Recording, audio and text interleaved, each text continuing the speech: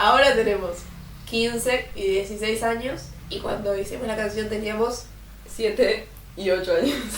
Tenías un montón de cosas como para decir y qué sé yo, como sacar todo lo que tenés adentro, o sea, todo lo que vos querés decir, listo, decirlo, como que es tu oportunidad, entonces usar, ponele cosas que me molestan de mi familia.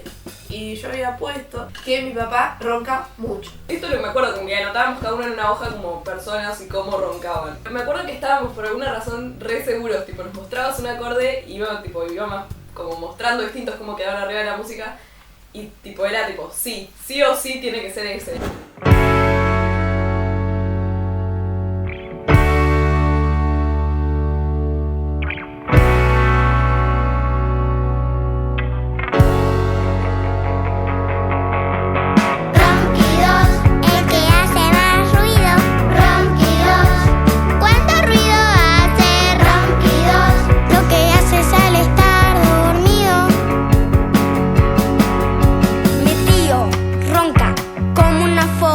Mi perro ronca como un perro. Mi papá ronca como un oso.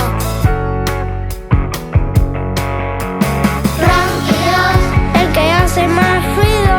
Ronquidos, ¿cuánto ruido hace? Ronquidos, lo que hace es al estar dormido. Ronquidos, el que hace más ruido. Ronquidos, ¿cuánto ruido hace? Ronquidos, lo que hace es al estar dormido.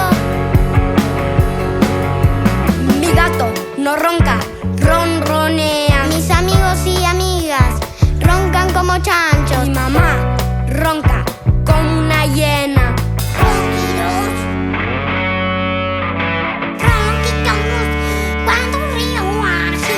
Ronquidos, lo que hacen al estar dormido.